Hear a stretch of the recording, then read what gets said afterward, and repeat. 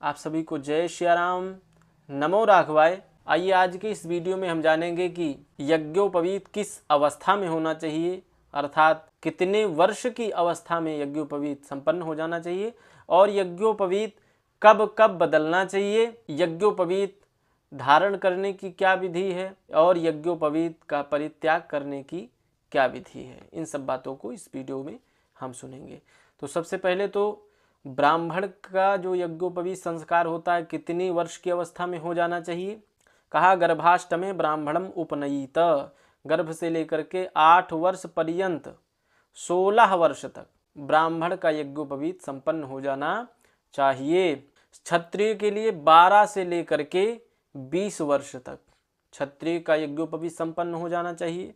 वैश्य का 16 से लेकर के 24 वर्ष तक यज्ञोपवीत संस्कार संपन्न हो जाना चाहिए। उसके बाद जो यज्ञोपवीत होता है वो व्रात्य हो जाता है, प्रायश्चित करना पड़ता है। यज्ञोपवीत यदि समय से नहीं हो रहा है, भाई कोई भी कार्य हो तो सबका एक समय, एक काल खंड निर्धारित है कि इस काल की अवस्था में हमें वो कार्य संपन्न कर लेना है। लेकिन जब हमारे संस्कारों की बात आती है उससे पीछे हटते हैं। अभी तो 14 वर्ष के हैं, अभी तो 12 ही वर्ष के हैं, अब लोग 32 वर्ष के हो जा रहे हैं तब यज्ञोपवीत करा रहे हैं। उसका कोई अर्थ नहीं, उसका कोई मतलब नहीं, वो बेकार है, व्यर्थ है। तो जो अवस्था हमारे शास्त्रों ने बताई है उसी काल परिधि के अनुसार यज्ञोपवीत संपन्न हो जाना चाहिए। अब जानेंगे कि यज्ञोपवीत कब कब बदलना चाहिए। वाम हस्ते व्यतीते तु तत्यक्त्वा धारयेत नवम, कहा हमारे कंधे से नीचे,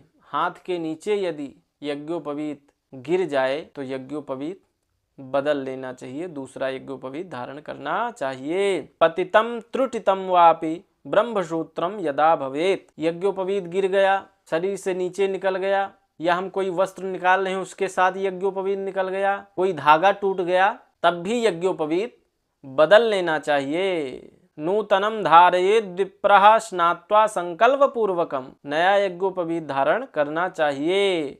मलमूत्रे त्यजेत विप्रो विस्मृत्यैवोपवीत धृक, कहा मलमूत्र परित्याग करते समय यदि भ्रमवशात भूल जाएं, यज्ञोपवीत कान पर चढ़ाना भूल जाएं, तब भी यज्ञोपवीत बदल लेना चाहिए।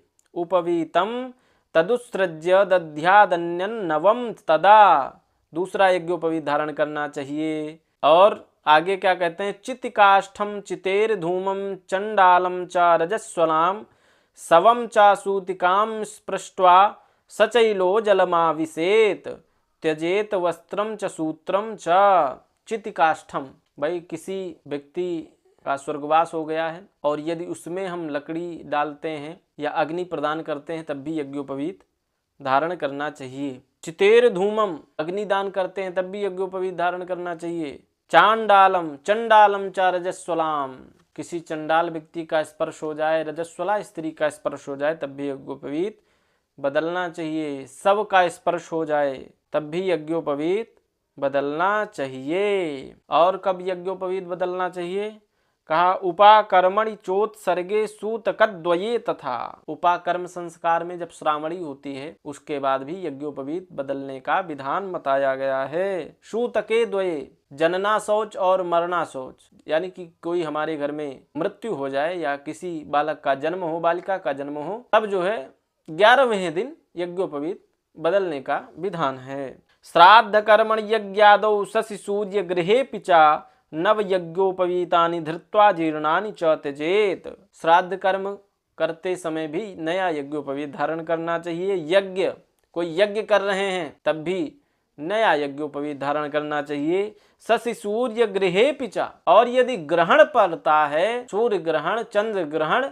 तब भी यज्ञोपवीत बदलने का विधान हमारे शास्त्रों में बताया है। और कहा कोई कारण ना हो, ये सब ना हुआ हो तब कब बदलें, तो कहा धारणात् ब्रह्मसूत्रस्य गते मास चतुष्टये त्यक्त्वा तान्यपि जीर्णानि नवन्यान्यानि धारयेत, यज्ञोपवीत धारण कर लिया, अब तो लोग रेशम का भी धारण करते हैं जो 1 वर्ष तक चलता है। तो यज्ञोपवीत पहन करके यज्ञोपवीत हमने धारण किया है, कोई ग्रहण नहीं लगा, कोई सूतक नहीं लगा, किसी शव यात्रा में नहीं गए और 4 महीने यदि बीत गए हैं तब भी नूतन नया यज्ञोपवीत धारण करना चाहिए। और यज्ञोपवीत का संस्कार होता है, संस्कार करना चाहिए। 9 तंतुओं का, 3 देवों का आवाहन करना चाहिए, उनका पूजन करना चाहिए। ऐसे ही बाजार से ला करके यज्ञोपवीत धारण नहीं कर लेना चाहिए, उसका संस्कार किया जाता है। और जब श्रावणी में संस्कार किया जाता है तो वो 1 वर्ष पर्यंत, 1 वर्ष तक वो यज्ञोपवीत धारण करते हैं बिना संस्कार किए हुए। यदि हमने श्रावणी में संस्कार कर लिया तो 1 वर्ष तक उस यज्ञोपवीत को हम धारण कर सकते हैं। और यज्ञोपवीत हम कैसे उतारें? लोगों को पता नहीं यज्ञोपवीत कैसे उतारना चाहिए। तो जो पुराना वाला यज्ञोपवीत है उसको माला की तरह बना ले और उसके बाद नया यज्ञोपवीत धारण कर ले। पुराना वाला माला की तरह बना ले और उसके बाद नया यज्ञोपवीत धारण कर ले। उसके बाद फिर पुराना वाला यज्ञोपवीत शिरोमार्ग से आगे से उतारेंगे, पीछे को निकाल देंगे और उस पुराने यज्ञोपवीत को ले जाकर के किसी जलाशय में प्रवाहित कर देंगे। और जो नूतन यज्ञोपवीत धारण करते समय भी मंत्र बोलना है और जो पुराना यज्ञोपवीत है उसको उतारते समय भी मंत्र बोलना है। कौन सा मंत्र बोलना है? एतावद्दिन पर्यंतम ब्रह्मत्वं धारितं मया जीर्णत्वात् परित्यागो गच्छ सूत्र यथा सुखम। ये यज्ञोपवीत उतारने का मंत्र है और यज्ञोपवीत धारण करने का मंत्र है ओम यज्ञोपवीतं परमं पवित्रं प्रजापतिर्यत् सहजं पुरस्तात् आयुष्यमग्रं प्रतिमुञ्च शुभ्रं यज्ञोपवीतं बलमस्तु तेजः। ये यज्ञोपवीत धारण करने का मंत्र है।